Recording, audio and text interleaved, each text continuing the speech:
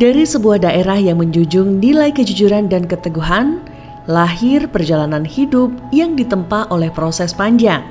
Bukan perjalanan yang instan, tetapi langkah demi langkah yang dibangun dari pengalaman dan tanggung jawab.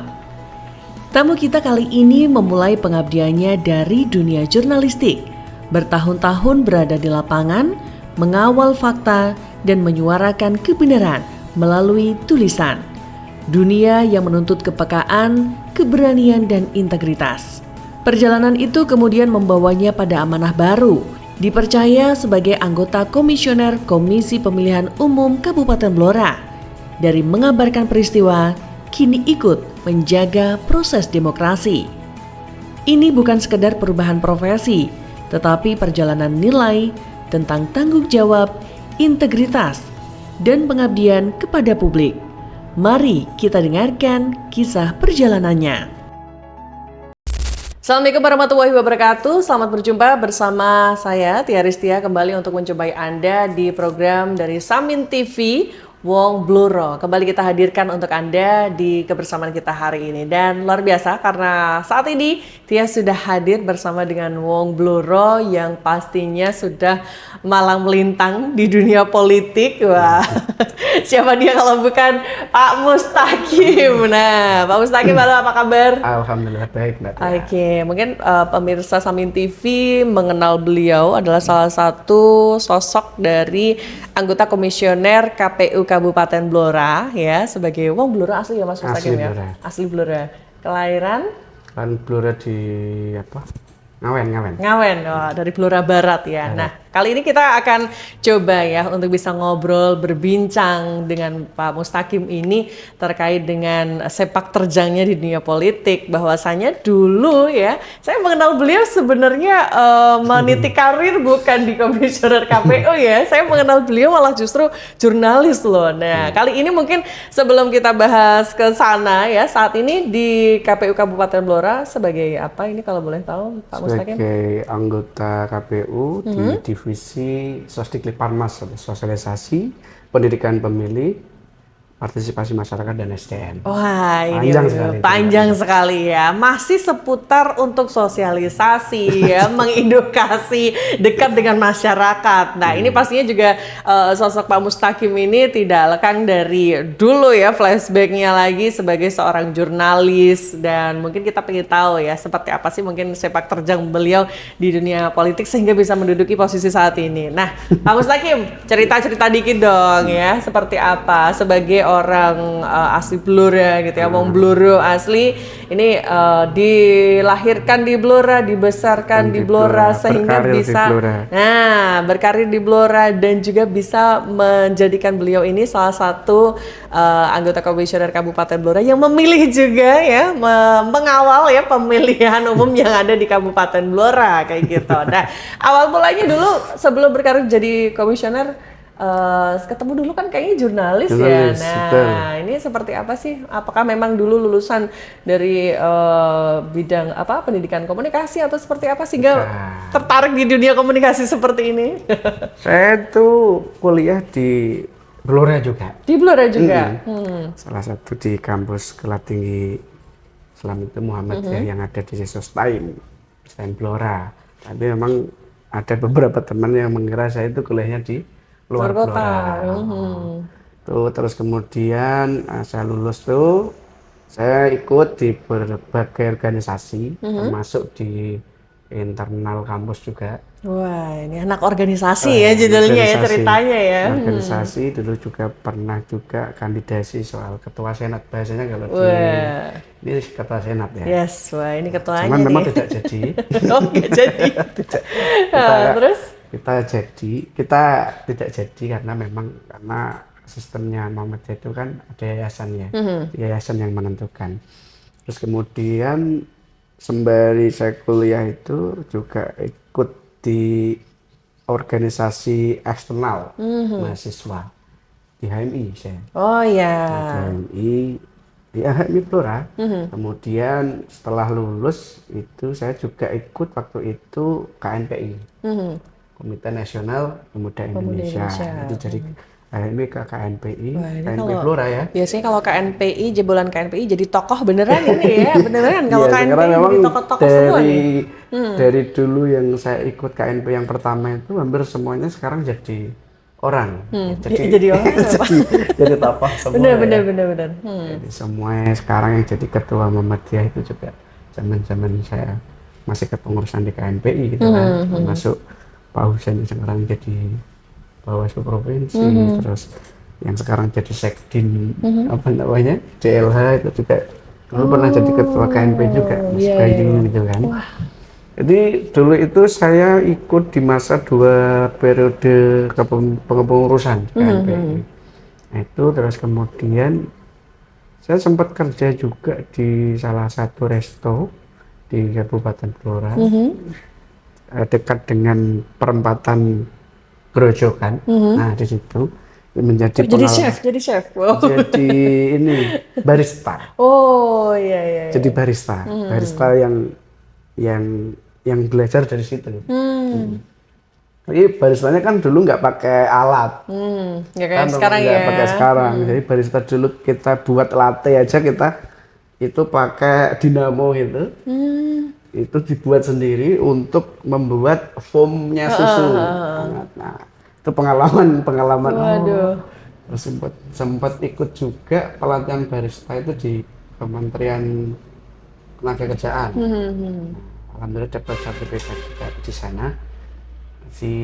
Alhamdulillah dapat apa namanya pelajaran yang langsung jadi barista profesional, tapi pakai alat. Oke. Bedanya memang enak pakai alat, lebih mudah kan. Iya. Nah, takarannya dan Swastanya sebagainya. di situ ya. Oke. Setelah itu saya masuk di salah satu media lokal yang hari ini masih juga eksis, yaitu bloranews.com. Oke, Ini bloranews.com. itu kalau nggak salah di era 2017 ya, 16 akhir atau 17. Jadi 2016 itu sempat kita di KNPI jadi salah satu punya program festival film. Itu pertama kali di Blora.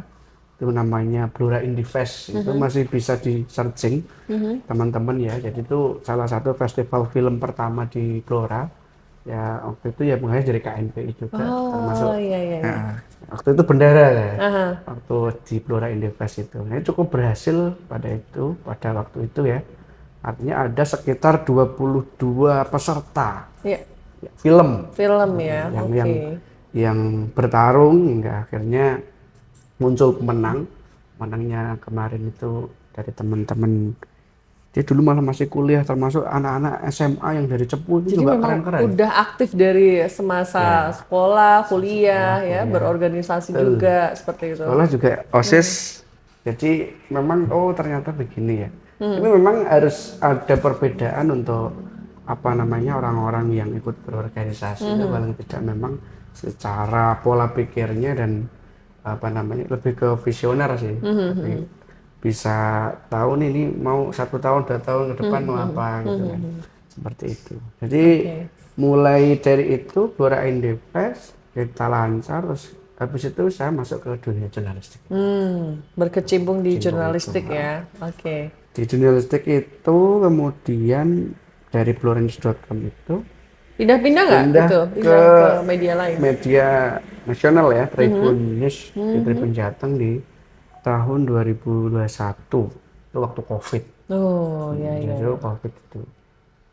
Karena mungkin lebih ke experience-nya ya, apakah lebih ke ini. Kalau media lokal itu seperti apa, media nasional itu seperti apa. Karena memang media-media besar itu lebih tertata, yang jelasnya itu secara Dewan Pers sudah terdaftar di Dewan Pers. Jadi mereka itu sudah punya perangkatnya.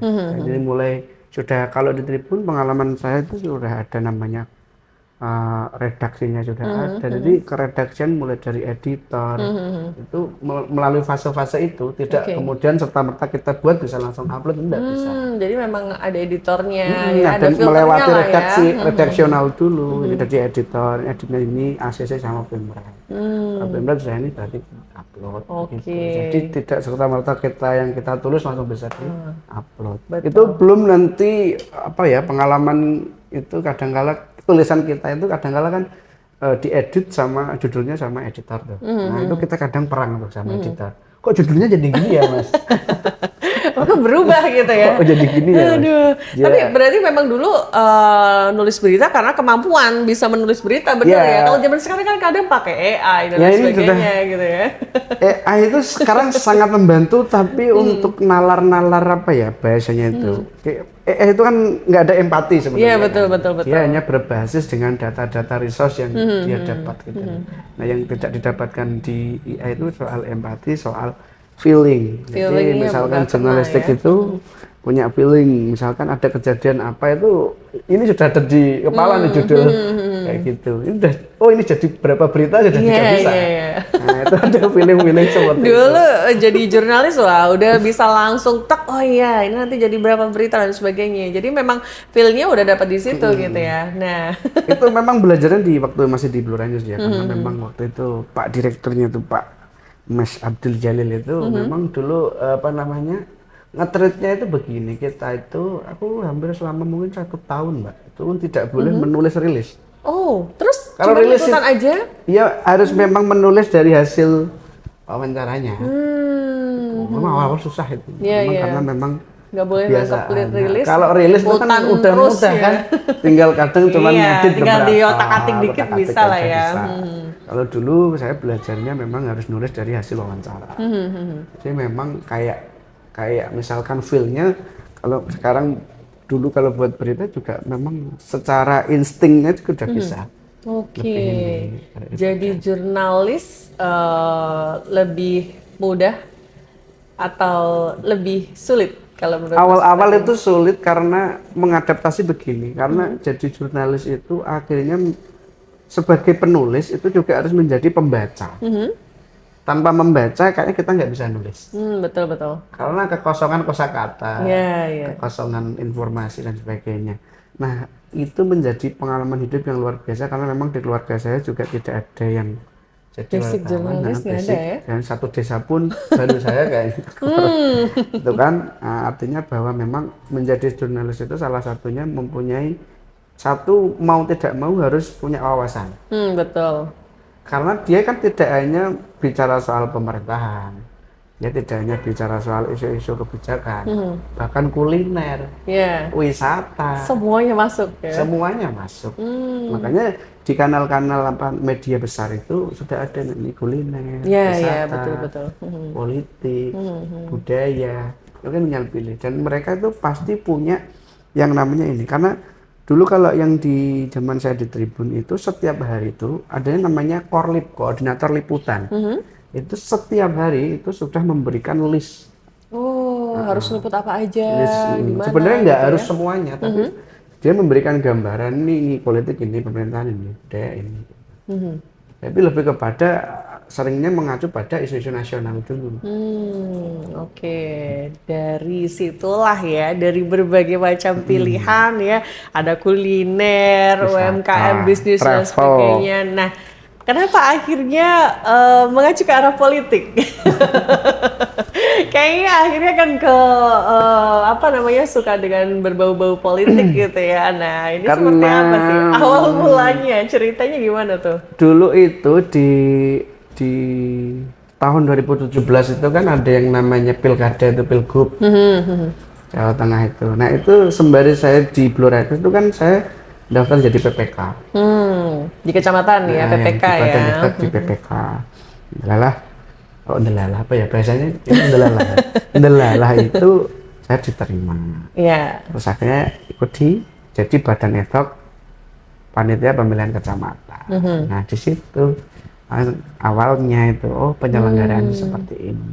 Itu masih jadi jurnalis Masih. waktu itu, karena ad hoc kan ad hoc kan sementara. Iya, sementara saja. Jadi untuk jadi badan ad hoc itu memang kalau dulu itu kan sepanjang apa namanya pekerjaan kita itu mengizinkan kan tidak ada. Bisa ya, Bisa. dengan surat keterangan ya. Terus kemudian itu di KPU ya, jadi PPK. Yang pilkadanya 2020 saya ikutnya di Panwascam. Oh, beda. Di Bawaslu. Beda loh ini ya. Di Bawaslu. Naungannya beda. Namanya beda. Kalau PPK di KPU, Panwascam di Bawaslu. Di Bawaslu. Jadi saya sudah Agak sedikit melenceng ya. iya, sama-sama penyelenggara tapi beda tupoksi. Iya, betul. Kalau mungkin pemirsa kita mungkin belum banyak paham gitu ya. Perbedaannya lebih ke di mananya sih gitu ya. Kalau di KPU itu kan lebih ke teknis ya. Banyak ruang-ruang teknis yang dikerjakan. Soal surat suara, soal bilik itu semua ada di KPU. Sedangkan di Bawaslu itu kan sifatnya pengawasan. Ngawasin. Jadi judulnya aja badan pengawasan. Ah. Lebih lebih biasanya itu pengawas itu kan tidak perlu banyak hal teknisnya. Oke, betul. Tapi lebih kepada Pengawasin. bangunan regulasinya.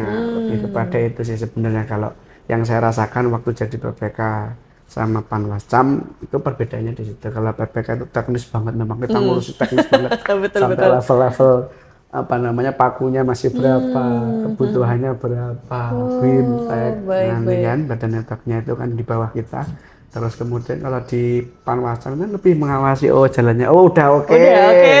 Kita laporan. Lebih santai ya. Cuman memang laporannya bisa 2 kali lipat dari KPU. Kalau mungkin dari KPU kan penyelenggara selesai kerja sudah ya, tinggal lempar ke atasnya gitu ya. Kalau pengawas juga harus laporan juga, dia harus gitu ya. rekap karena bisa jadi ini yang saya rasakan, yang saya alami dulu kan ada beberapa laporan yang harus diisi semua. Jadi kayak di KPU cuma 1, di Panwas dulu bisa 2. Oh, gitu. Ada kajiannya, yang sering itu kajiannya. Jadi kayak semacam ini kok ini ada potensi seperti ini langsung cari itu regulasinya gimana. Oh iya, jadinya memang kalau ada masalah justru kerjanya lebih berat loh ya. Iya, jadi kayak kalau di PPK itu biasanya kan lebih ke teknis ya, ini instruksinya apa ya dijalankan. Kalau di Panwas itu ya ada kajian, di level kecamatan ada kajiannya. Oke, baik.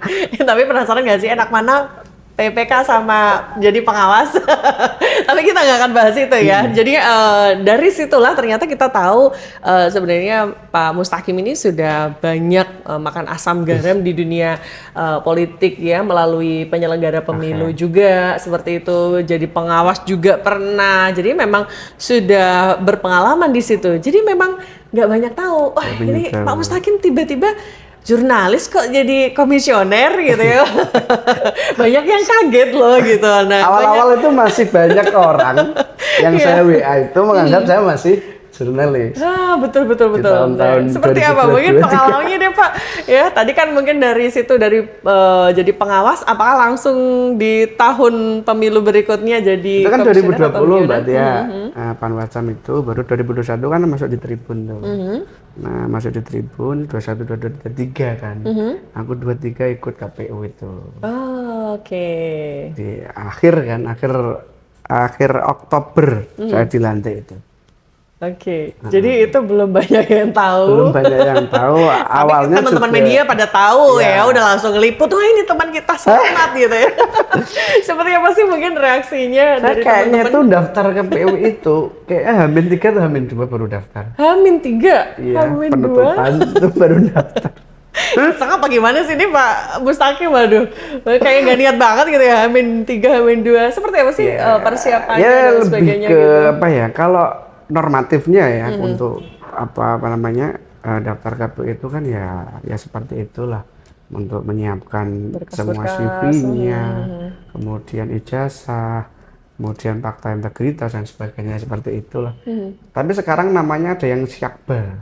Apa itu Pak? Siakba itu kita daftarnya berbasis online. Oke. Jadi semua berkas administratif itu semua nanti di-scan, lalu didaftarkan secara online. Waduh. Itu nanti lolos, itu kita kirim berkasnya lagi juga. Wah, ini udah kayak daftar ASN ya. Iya, sama kayak semuanya ASN. di-scan dan sebagainya online semua ya CAT berarti ya? juga, Mbak. Oh, CAT juga? CAT. Wah. Prosesnya agak panjang itu di KPU. Jadi CAT dulu, lolos, ternyata lolos. Ternyata masuk lagi, ada ujian lagi, kesehatan, psikologi. Seperti itu. Kalau di KPU kita dari TNI kemarin. Kalau Bawaslu dari kepolisian. Oh, Beda begitu. kayaknya kemarin. Baik-baik. Memang beda ya, ada perbedaan di sana. Nah, kenapa milihnya akhirnya ke KPU bukan ke Bawas? Tadi kan pernah dua-duanya gitu ya. Ya, ternyata akhirnya tujuan akhirnya memilih di KPU gitu. Daftarnya di situ. Apakah apa namanya timeline pendaftarannya berbeda atau seperti apa sehingga memilih ke KPU juga? Hampir beririsan sih sebenarnya. Karena hanya terpaut mungkin sekitar 1 bulan atau 3 minggu gitu. Oh, jadi memang berdekatan ya, Berdekatan, waktunya jadi, beririsan. Itu mungkin kan Bawaslu duluan lebih. Oh gitu, Bawaslu belum ada niat ya. Akhirnya ke Tapi KPU. sebenarnya lebih cocoknya ke Bawaslu ya. Oh gitu. Karena sering mengawasi. Nah, sering ngawasin jurnalis, suruh cari-cari berita, cari-cari kesalahan orang lain. Informasi. Nah, akhirnya bersinggungan juga dengan informasi, nggak Betul, jauh nggak dari jauh dari informasi itu. gitu ya. Sejak dari organisasi sudah sering berkomunikasi dan juga memberikan banyak informasi, termasuk juga jadi jurnalis ya, masih tentang informasi dan kebetulan ya di KPU ini juga masih ngurusin seputar informasi. Seputar permedianan juga. Media juga ya. Hampir di bawah. ini hari ini mungkin di kanalnya KPU, apalagi di websitenya KPU sekarang sudah paling banyak beritanya, karena memang kemarin dunia jurnalistik itu mau tidak mau kayak semacam eman, Mbak. Iya. Kayak semacam ini ada kegiatan-kegiatan ini kok nggak ada tulisannya gitu. Iya, karena anggota komisionernya orang jurnalis ya. Digitalnya biar ada gitu. Bener-bener jadi instingnya ke pemberitaan media ini main terus gitu ya. Nah, ini seperti apa sih mungkin dari awal masuk ya tadi ketika sudah melengkapi berkas sehingga prosesnya panjang kan tadi ya, sehingga ditetapkan sebagai salah satu anggota komisioner KPU Kabupaten Blora. Dan gimana mungkin perasaan ketika terpilih gitu ya? Wah, Ya speechless. semacam ini ya, karena di awal itu ini kadang Agak berbeda bukan? di awal itu lebih gini, Mbak, ini kalau keterima ya rezeki, kalau enggak ya disyukuri kita masih berada itu, karena pada waktu itu mohon maaf apa namanya bapak bos tribun itu, karena saya nggak bilang sama. Oh gitu, ya awal mula pokoknya nyoba dulu lah Iya, ya, nyoba kalau dulu, rezeki baru nanti bilang. Biasanya begitu memang ya. Jadi saya telepon Pemrat itu udah dilantik. Oh, baru dilantik, baru ngabarin. Aduh, oke. Terus tanggapannya, responnya seperti apa? Iya, alhamdulillah. Bapak redaksional Korlip juga. Ya nggak apa-apa Mas, saya juga seneng. Justru memberikan ucapan selamat ya. Mungkin dirasakan kalau jadi komisioner itu kan salah satu jadi pejabat publik. Betul. Kayak akhirnya mungkin punya pemakluman bisa jadi ya, karena mungkin bisa jadi dianggap naik atau bagaimana. Walaupun ini juga menjadi pengalaman baru juga bagi saya kan. Berada di circle yang berbeda. Betul. Yang awalnya itu ini sekarang menjadi teratur kan. Ya betul, dunia jurnalis seperti itu ya. Wah, luar biasa. Dan akhirnya menjadi sosok panutan, apalagi menjadi poin ya. Kalau komisioner di KPU Kabupaten Blora ada berapa orang jumlahnya? Ada 5. 5 orang. Ya. Ketua merangkap anggota bahasanya begitu, karena kan sifatnya kolektif kolegial gitu. Yang 4 anggota. Jadi mengampu masing-masing divisi. Divisinya juga ada 5. Dan ketika dilantik, apakah sudah memilih di divisi yang sekarang? Setelah dilantik itu. Oh, setelah dilantik ya. Jadi di pelantikan di Jakarta di kantor KPU RI itu, kemudian setelah dilantik kita pleno tuh, penentuan ketua siapa, anggota siapa, dan mau divisi apa. Milih sendiri? Alhamdulillah saya milih, tidak ada yang ini, ya sudah di situ saja. Karena sekiranya memang cocok ya, cocok. Nah, ngurusin media, ngurusin kalau yang ketua informasi. itu sudah template, pasti di divisi KUL itu keuangan umum dan logistik. Kalau yang lain bisa milih. Siap. Jadi seperti itu ya, awal mulanya nggak ngomong-ngomong dulu, tiba-tiba jadi baru ngabarin. Ya, dan mungkin dari teman-teman media yang biasanya tadi ya baru dilantik, wah pasti udah ngucapin selamat dan sebagainya. Euforianya seperti apa kalau teman-teman nih? Teman-teman langsung biasa jangan lupa seperti itu. Jangan lupa adatnya, Jangan mau lupa- bluro ya jangan ada lupa TV itu. Tapi alhamdulillah memang saya juga masih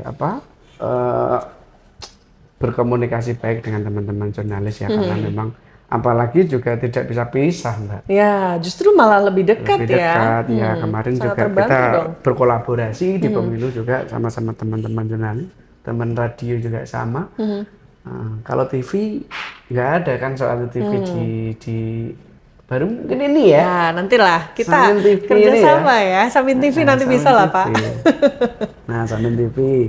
Nah, dulu kan apa namanya, sampai hari ini masih bertemu dengan mereka. Kadang-kala sok-sok ya kita masih ngopi bareng. Oke. Karena memang di jurnalis itu adalah tempatnya informasi baruan, informasi yang tetap selalu update dan sebagainya. Tapi sekarang ya medsos juga ngeri ya. Betul, Medsos juga betul. ngeri. Lebih banyak lah boom dari medsos Lebih juga boom banyak ya. daripada media mainstream.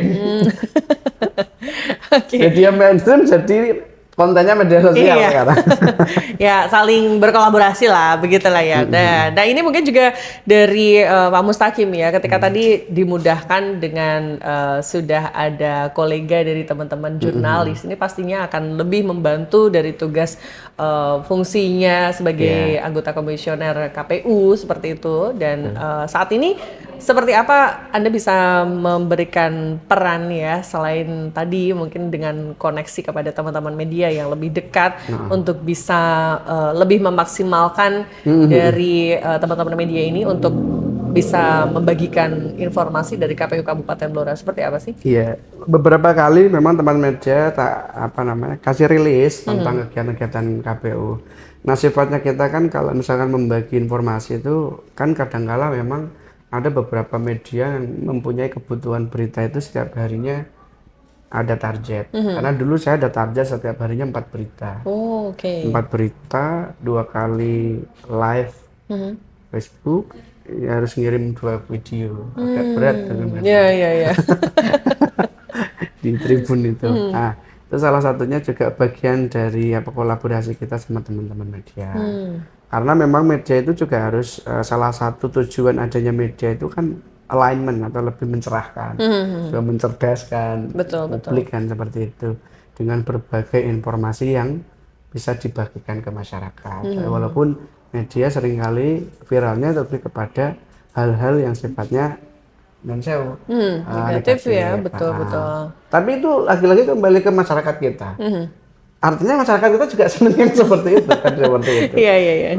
Ini trennya kan sebenarnya bisa secara grafik itu bisa dilihat. Dulu karena Tribun ini berita ini kok kadang dianggap receh, tapi pembacanya banyak. Nah, betul. Ada yang penting itu pembacanya sepi peminat. Kita kadang-kala memang bagaimana tantangan kita sekarang itu mengemas informasinya lebih ke menarik sih. Oke, betul. Termasuk TV kan apalagi. Ya, dan ini ditangkap dengan luar biasa ya, karena tadi mungkin pengalaman di dunia jurnalistik sudah malang melintang ya, sehingga Melintang juga Malang. Melintang Malang.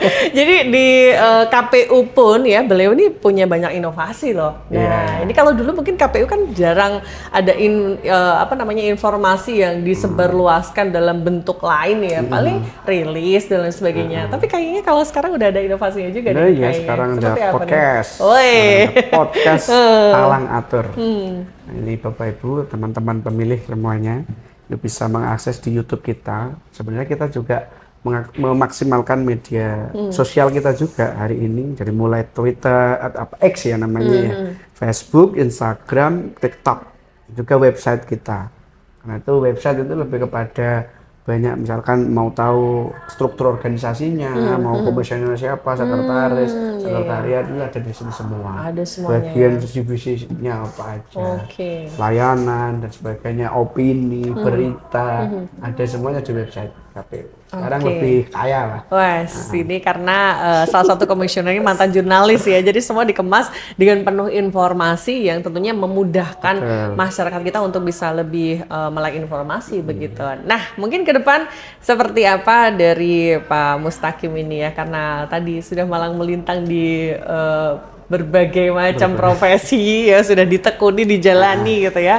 Kalau untuk komisioner KPU berapa tahun sih untuk satu periodenya ini? Satu periode 5 tahun. 5 Kalau tahun. sesuai SK kita sampai 2028. Oke, 2028 dan masih bisa diperpanjang lagi. Itu rekrutmen kembali. Rekrutmen kembali ya. Oke. Jadi kita kayak bupati gubernur presiden juga. Benar kalau tadi pejabat publik ya.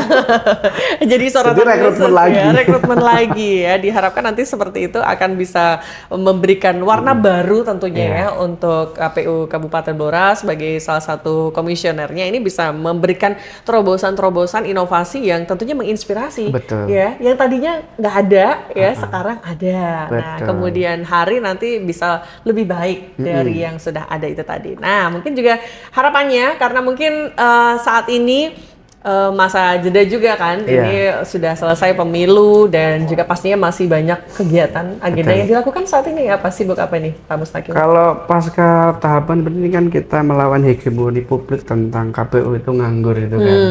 Padahal kita itu masih banyak pekerjaan, termasuk hari ini KPU masih menggarap apa namanya itu ya termasuk podcast yang 1 bulan 2 kali itu, kemudian konten-konten mingguan ya, kemudian konten-konten yang sifatnya grafis, kemudian juga apa namanya inovasi-inovasi yang lain termasuk kerjasama dengan Media-media sekolah, kampus, OPD lah, dapil, termasuk LPP Rimang seperti itu agar apa namanya menggaungkan soal demokrasi.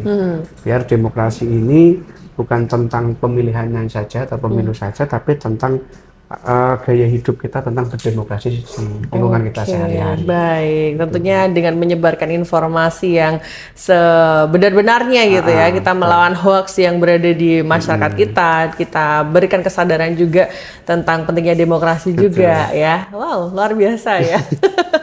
Oke, mungkin harapan ke depan untuk para generasi muda kita, mungkin bagi Pak Mustaqim dengan perjalanan karirnya selama ini sebagai wong Blora yang benar-benar menjadikan Blora ini lebih baik loh daripada sebelumnya, dengan Anda yang tadinya mengawali karir di organisasi gitu ya, sebagai jurnalis hingga saat ini menduduki posisi pejabat publik sebagai anggota komisioner. Seperti apa sih mungkin pesan untuk Simpel saja. Yang pertama terus belajar ya, terus merasa bodoh ya kan, haus ilmu, jangan baperan, dan tetap semangat. Udah itu aja. Itu aja.